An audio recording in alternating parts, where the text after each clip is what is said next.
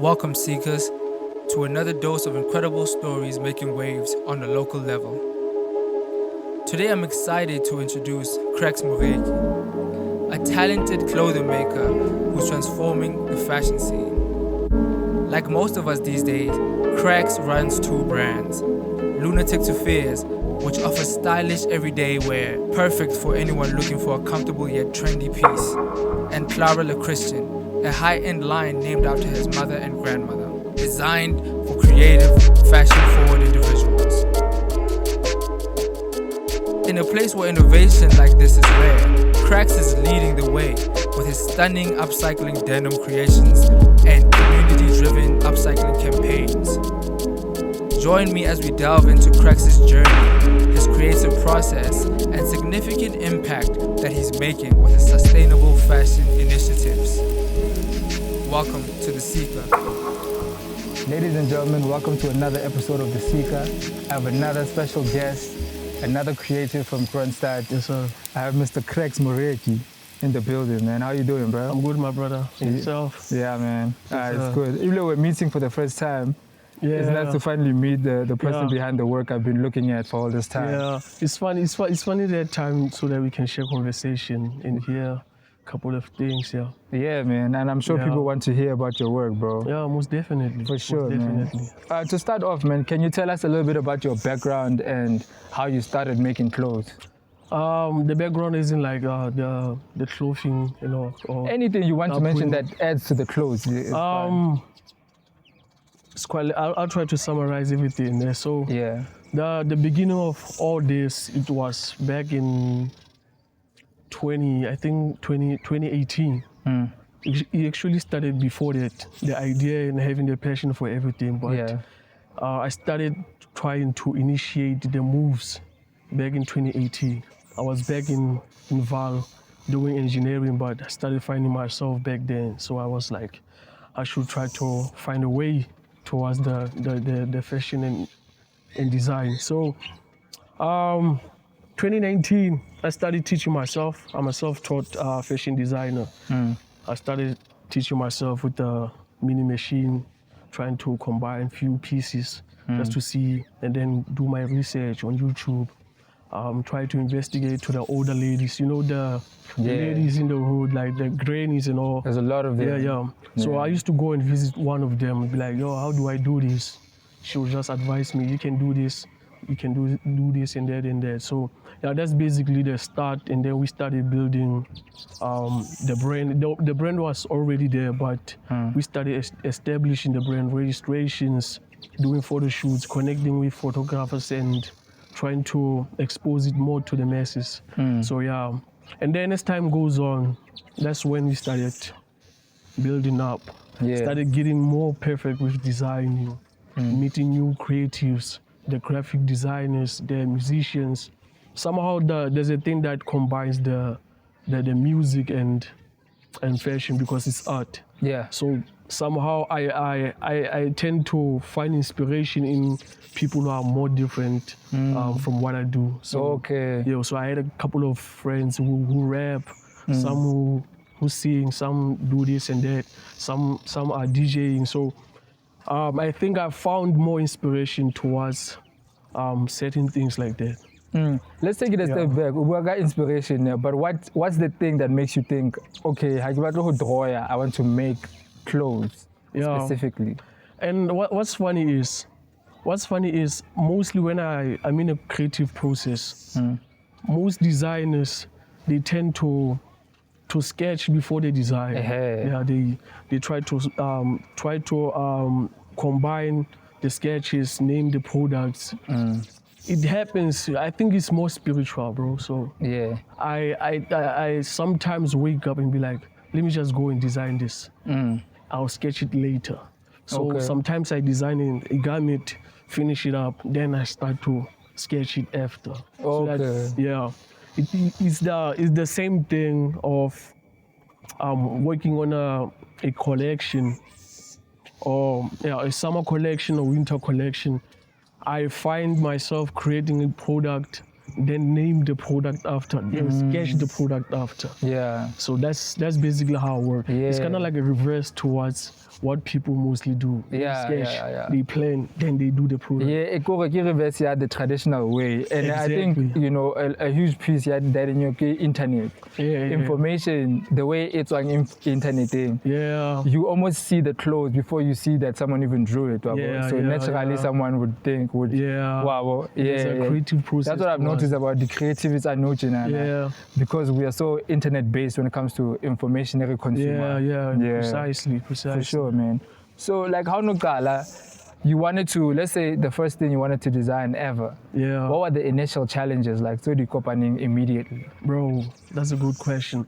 I even told my bro, like I've said, the time when I was at Val, the only thing that used to bother me was I should make a paint.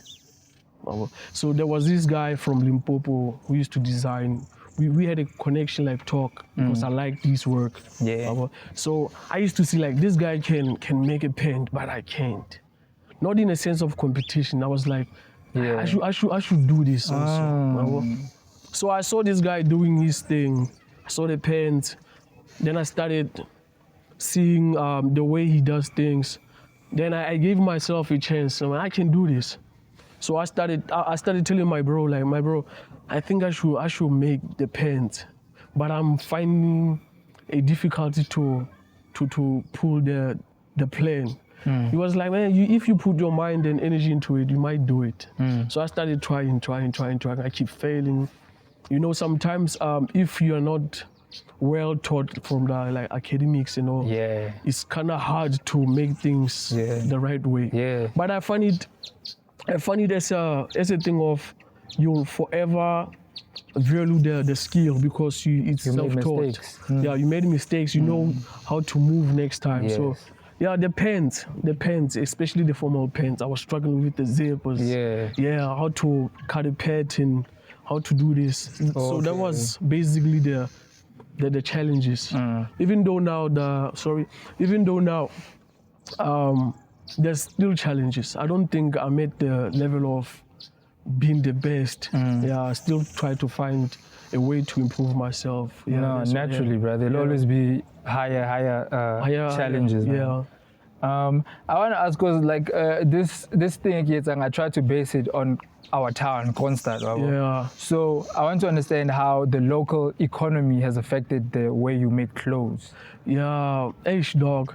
Kroonstad, that's about one thing a challenge most people have tapped in into the fashion, because I was even talking to this guy today. He was in my space doing something with me. So I told him there's two ways there's a fashion industry for the creatives, like the high-end fashion where you explore your art. And then there's fashion industry for the retailers, like plain clothes, formal pants, plain t-shirt, blazer, which is something that's not more complicated.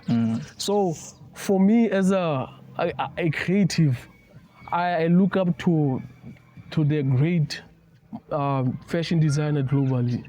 So the designers that I look up to, they are more creative with designs. They can put, for instance, let's say a stone. They can turn a jacket to something that's more likely like a stone. That reminds you of a stone somehow. Yeah. So for Kroonstad, not mostly people are into that. Yeah. So it's kind of a challenge. I can introduce a jacket and be like, no, they're gonna say I'm crazy. It's too creative. Yeah, I think I should just go to normal clothes, plain hoodie. So mostly the things that I sell to the people are the basic clothes, like a hoodie, sweater, pants, plain ones. There's few people who will be like, yeah, I want something different. The craziest stuff. I want this. Yeah. But so for the sales, it's not really progressing as much as I wish it would be. Yeah, but I think in due time they will get to that level. Yeah, but that way. For Ramona, this is exactly what we should do. you should follow this. It takes time. It takes time to convince people that you are worth the purchase. Yeah. Okay. Let's take it back to those times where you were still learning. Let's say the guy from Limpopo. He's kind of Rupella in a way. What are some of the memorable things? Like, what's the one memorable thing, a challenge or something you succeeded at from back then that you feel like was a milestone that made you feel like, nah, I'm getting somewhere? I think that was my first collection. My first collection, it was, I still remember that. I think I might even, sorry to spill the beans, I think I might launch it years later. Okay. Yeah, I think I might launch it years later just to remind myself, okay, man, this is in 20 pusha. Okay, the people can see what I can move forward. It was the first collection back in 2019. It was the Dribble Drown collection. So we featured the most popular people in Kasi, Lisa Makodi, Saint Heavens, a couple of people.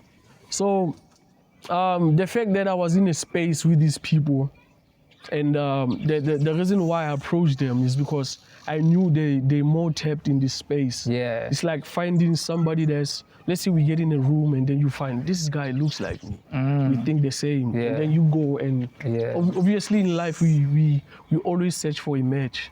So the more you find a match, you get comfortable with somebody you relate to.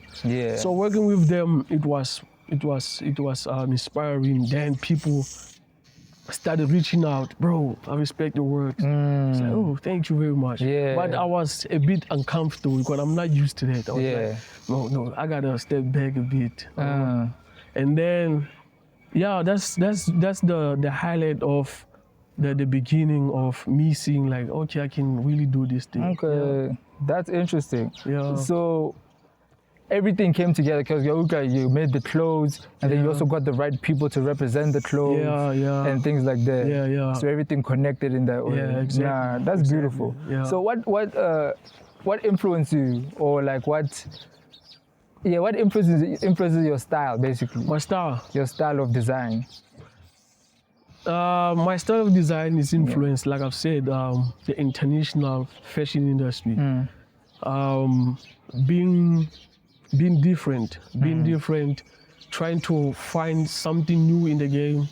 So I always try to find something that's more interesting. Especially, I'm more of a designer who likes to storytell. Like every collection, I don't think most people are more aware of the collections that I make. Like the recent one, I think I released one last week. Oh, actually, last week. So there's a story behind every collection I make. It's like there's a story I'm trying to pass to somebody, or there's a story that I'm telling myself. Sometimes I motivate myself with like, I can call a collection The Light or A Path to Light.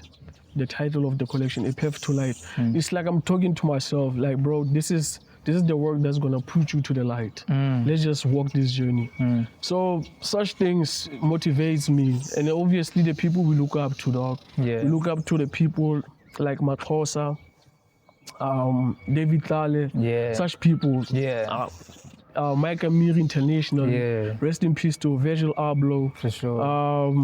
Kanye West, Kanye, especially Kanye. Kanye is free. He's open-minded. He doesn't care about everything. So such people who have that heart of, let me just go for it. Okay. So when you really like, you wanna soar, you wanna go out there, you're not necessarily, because I was talking to Majita 7247 concept store, and as much as they have craftsmen, they kind of focus on the more minimalistic, more so basic. Like there's two sides of the fashion. The more avant-garde stuff, and then the more working class. People are walking around wearing it class. When you like the more avant-garde stuff. Exactly. I like it more extraordinary. And I've noticed that with recently you've been working with the upcycling stuff, right? Tell us about that, man. What made you approach upcycling?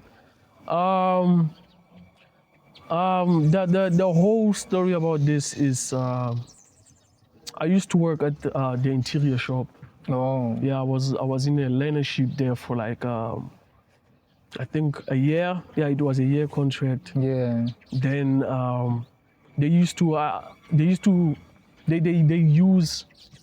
sew like the curtains, homeware and all that. So Oh. the small pieces, they used to take them out and throw it away. Okay. So the first time I went there, it was an interview. They asked me, what do you do besides trying to find a job and all this and that? So I told them I normally just design clothes. Yeah. Like I craft art and all that.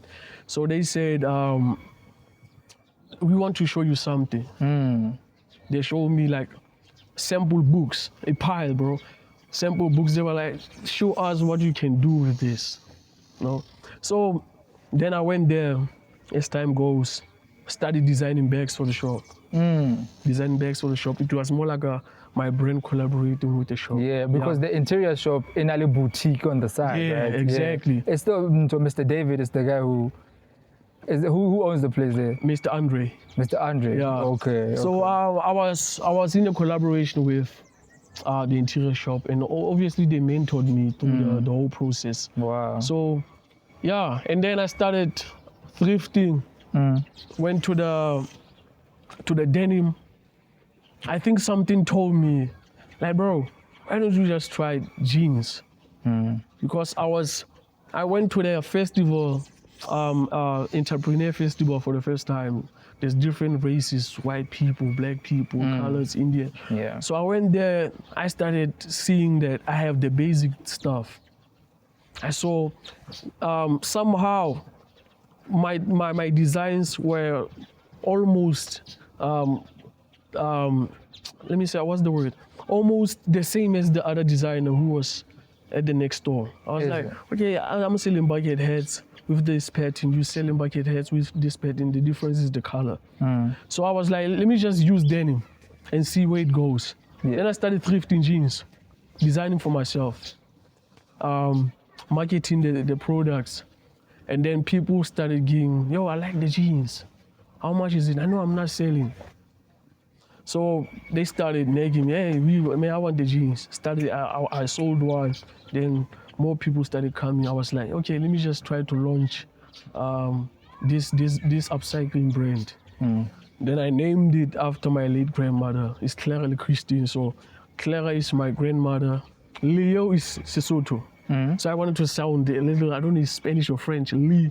Yeah. Oh, Lee. Okay. Lee is Sotho. So it was Clara Le Christine. I wanted to sound it more. Oh, Clara Le Christine. Yeah, but it's get that. Clara Le Christine. Yeah, I understand. So the Clara is my grandmother. Lee obviously is end. Yeah. And Christine is my mother. Yeah. Is my mother. Wow. The number below is my father's birth date. 6607. 6607. Yeah. So I was like, okay, let me just do this and maybe try to find a brand that's not more about making money. It's about more of exploring art. Let me just try to explore art, and then we'll see where it takes me. Yeah. So tell me, like, how should Clara explore that? Because I've seen some of the pieces that you've made, man. Yeah. How does the community like respond to it? Bro, it was insane though. Yeah. Comparing, because like I've said, I think a normal person will always try to think about the beginning of the things. Like if you started from somewhere, you always have a reflection like, oh damn, I remember I used to start with smaller things, now I'm here. So I remember to take the statement, what I'm trying to say is, I remember when I was too nervous on trying to convince people that I can do this. So as soon as I dropped them, something told me, this is fire. This is fire. I even showed to my friends, and I was like, yo bro, look at this. They were like, you insane. Yeah. So even if I tease on Instagram, I get DMs like, bro, this is insane. So the moment I drop the work, I normally drop the work and close the data, be offline, switch off my phone. Then I'll just come back around 10 o'clock or 11 just to check if there's a good response and what. Yeah. And then I saw a positive income. I was like, this is different from way back. I was not nervous. I was like, this is fire. Yeah. And the people around me approved it. So this is, Wow. I think they receive it well. Yeah. That's great, bro. Like, another part of upcycling that I feel like, as much as there's a creative part, there's also the more environmental situation of it all. Can you can you talk about that? Like, how does that play into what you do? I think it plays a bigger role to the economy because of we don't waste now. We take waste and turn it to something valuable. Yeah. And then we turn waste to something that's more touching to the people. It's like taking a can and spraying with gold and dye to write a message and put it across the street. Yeah. If somebody sees it, they'll be like, wow, thank you, I needed to see the message with the gold can. So that's basically how it changes. It's more of, I see I don't know about the other people who upcycle. I see it more as touching a soul. Touching a soul with the art that I do, the message that I pass there, in a cheaper way of trying to get the older clothes, refresh them, use them, and then make it a beautiful product that somebody can wear it on a everyday, daily basis. So I think it's playing a big part to not wasting. We can say pollution can stop. Yeah. Some people use plastics to make an upcycled clothes. Yeah, that's actually, I want to ask you that actually part. Like, what are the challenges? Because when someone hears that you're using old material, how do they feel? What are some of the challenges that you find? Are there people who complain about it? Because I feel like as black people, we don't mind. Yeah. Is there any challenges to upcycling that you feel are there? So far, I don't want to lie. So far, I've never had a problem of somebody saying this and that. Nah. I think it's more like they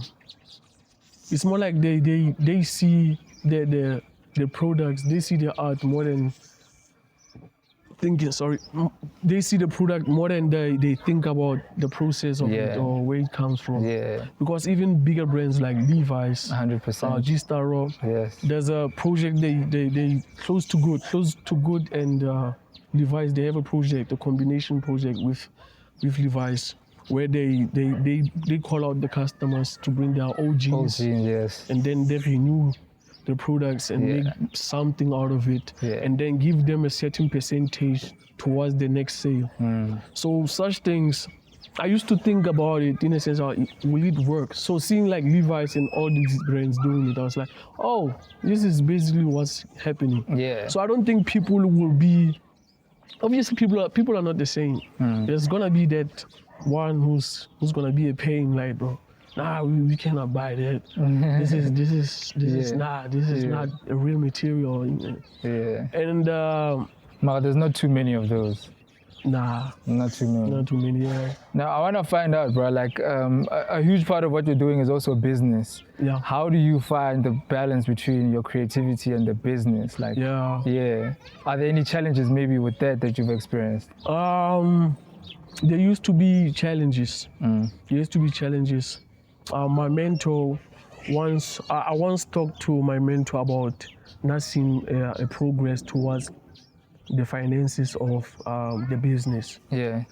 Because somehow, even though you're a creative, you have to eat. You have to eat. Say that again. Yeah, I used to find challenges. Then he gave me an advice of trying to make the basic wear. Have the basic wear and the high end. Yeah. You know? So just be Woolworths and not close. Yeah. But just remember that Woolworths will always give you more money every day on a daily basis. So I took that and I tried it for the first time to see if, hence there's Lunatic 2 Fierce, there's Clara. Lunatic 2 Fierce is now more of streetwear, basic wear, skate, everyday wear. Casual wear. Yeah. So I was like, okay, I'll try to establish Clara while Lunatic keeps basic for the people. Because you cannot go against the people. If people want this, you have to go for it. You have to. Yeah. Because at the end of the day, you sell to the people. Yeah. You sell They're to the ones people. who You have to know different types of people. So it was a challenge, bro. there was times where the sales was going. It's like, yo, I think I'm doing this wrong. Yeah. Yeah. Speaking of sales, I see you wearing the Lunatic to fit. Show the camera there, the Lunatic to fit. Oh yeah. That's the brand there. That's the brand, my brother. So you also talked about being part of the market, like the selling, going out and selling your clothes in person, right? Yeah. What has been let's start with what's your motivation for even doing that? The motivation behind this is besides money, obviously. Besides money, it's I was gonna mention money. Yeah, nah, it's fine. You can mention it. No. Let me. The motivation behind this is trying to expose the brand, my creativity to the people. Yeah. Hence, I try. I don't want to base it more into only the black side, the white side. I just want to always touch down in every event. It don't matter the race is it. Okay. So, because I believe growth comes in different ways. Growth comes with different ways. The more we see difference, the more things get better. So the more I see different colors, the more I see better things. Yeah. So I think the market is about meeting the creatives. The last time I was in Welcome to this pop-up, I was invited there. It was my first time going to a pop-up that side. I normally go here locally. Yeah, locally. So there I met different brands, I met different creatives. I met people who are basically doing things at a better level than me, like selling, having a team. So I went there, I saw, this is my mistake. I shouldn't do this. I think I'm overdoing this. Not in a sense of judging myself. It's about being real to myself. I think I'm moving too fast, or I need a simple way to do things. I think, and I believe, as much as I was studying, there's few who were there and studying me. Oh, this guy is doing this. So another thing is knowledge, bro. You should know what's the new thing. How can we collaborate? Because I'm looking for collaborations out of town, maybe Joburg or somewhere. The more we collaborate, the more things get better. Now you mentioned like something about race. Are there any like racial barriers that you're seeing? Something that, you know, maybe people see your work and they, I don't know, like, is there anything race-based that you've realized? Nah, not really. So you're finding that white folks like the same thing as black folks? Exactly. Oh man, that's beautiful actually. Because I wonder sometimes because Kroonstad, there is this line between races sometimes. We don't know a lot about each other. So that's like... The thing is, bro, obviously I'm from the hood. And obviously I'm not that into the suburban thing of like being that fluent in Afrikaans. So the main stress, it was, what if they try to communicate in a different language? I'm more into English and obviously my home language. But I was like, for me to know, I should go. I started contacting few people. I was like, yo, hello sis, no, you can come too. And I went there. For the first time, I was nervous. I was like, I didn't buy. But people came, bro. People came. And I was like, I'm so thankful because of, if I didn't push myself to go there, I wouldn't know. That's the secret behind trying to find a different market for. Is approaching the market. Approach the market. In everything, just approach. You'll just find the answer. If it fails, it fails. At least you try. So what are some of like, because I saw there's a campaign where you're asking people to bring items and then like much like the Levi's thing. So what are some of the craziest things you've created through that process? The craziest thing I've created? Maybe explain that campaign and then tell me what you made through that campaign. The campaign is about most people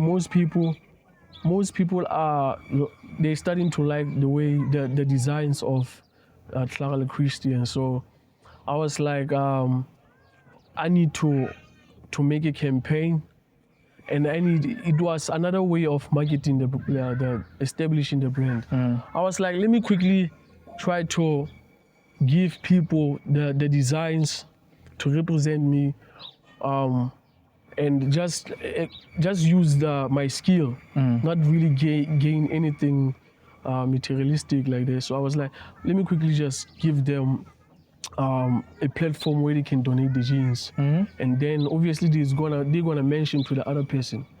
But I give them a short a time span, like for 2 months, so that it doesn't overweight me. Yeah, for sure. Because the work of dealing with jeans and doing patchwork is a whole lot of It's work. a lot. So I was like, let me just try to explore art, at the same time pass the message to the people. Yeah. Because I introduced the campaign before I dropped the work. Okay. But the work, it was already there. On the way. Yeah. So I was like, for the people to put attention to this work, Yes. I have to make the work more familiar. Yeah, to create the taste before drop our stuff. So I gave them a teaser of like, this is created for a few people. Yeah. They started rocking. Then I asked the feedback. They be like, yeah, man, bro, they like this. I think I might need the bag. Yeah. Oh, but some they just, this time around I want to buy. Yeah, design for me, I want to buy. So I was like, okay. So as soon as I was working towards the launching of the work, then I started feeling ready for the people to see the work. So this is basically me exploring art and also establishing the name. The name, we'll never know who's gonna see it. Yes. Yeah, so I was like, let me just do this and then move forward. Somehow I'll make people happy. Some people will be just happy because there's this thing of clothes can make you feel more confident, bro. Yeah. Yeah. You know, when you go out outside, let me just dress up. That's one thing people think about. If there's an occasion, you dress up. Yes. So having the right garments and you just go out, you feel good. And then as soon as you get to the people and they say, yo, you look amazing, it's a good day for you. Yes. Yeah, so that's another thing of making people feel comfortable, because even way back, somehow, even I think the upbringing of people, somehow people get bullied because of you don't have certain style. So you find a way of trying to boost your confidence through clothing. Yeah, some people do that. Yeah. Some people, they just move along with everything. So I just want to touch the people. Yes. And then see where this takes me. Nah, I thought that was beautiful when I saw that. I was like, man, this is great. Yeah, man. So I have like three last questions, Mare. These are more inspiration based, right? Yeah. What advice would you give to maybe creatives who are hesitant to get into where you've gotten? My fair advice, this might sound like a cliche. I would like to tell them to talk to God. Yeah, talk to God, bro. I don't want to lie. The more you get closer to the spiritual realm, the more you feel like things will get better. So try to seek God, and then always believe in yourself. Referring to God again. If you believe in God, you believe in yourself. Yes. Yeah. So if you believe fully in God, you always go for it. Yes. Go for it. And if you hesitate, that's gonna cost you. Yes. Now stop procrastination. Stop being lazy. Not trying to put the pressure on anybody. I'm just saying, just try. Yeah. Just you know try. yourself. You know when you're being lazy. Yeah. Yes. Try, and then see the next one. Yeah. You might get inspired by the next one. Or you never know. You might do one thing, then the people just be like, yo, we want this. Yeah. And then you move with it. Suddenly, you established a bigger business. Yeah. Nah, so like in closing, I just want to find out about your business. Where do you see it going into the future? And what are your aspirations, basically? And then maybe I'll have one last question after that. Yeah. You're firing. I think the aspiration is basically tapping in a different market. Maybe, like I've said, tap in a higher level of fashion. I think at this moment, I feel like I'm more comfortable at this level. So I dislike comfort. I just wanna step in the fashion industry. Yeah. The real fashion industry. I just wanna put one foot in. So that's basically what I wanna see myself in. And whatever that happens after that, it's only God who can just direct me towards certain things. I barely see. There's plans that I wanna do. But I don't normally speak about plans before. That's fair. I don't normally speak about plans before I start. Yeah. I normally talk about my plans as soon as I'm done. Let's say 2 months after. I'd be like, yo, I was thinking of buying a car. But I actually bought a car. So yeah, that's smart. Yeah, so that's smart. That's basically how I do things. I Yeah. talk about something that I've done like a month ago. Then I'll be like, yo, I think I might do this. Yeah. And then do it. So That's how I move. Yeah. So now in closing, I just want you to have, I don't know if you know what a hot take is. A hot take is basically it's an opinion that people they won't necessarily know what's going to happen, or maybe they won't agree with it. I want you to give me a hot take of what you see in the future of fashion. In the future of fashion. Yeah. I think the fashion is starting to be what I've seen now is the AI. AI is starting to trying so much to block the creatives.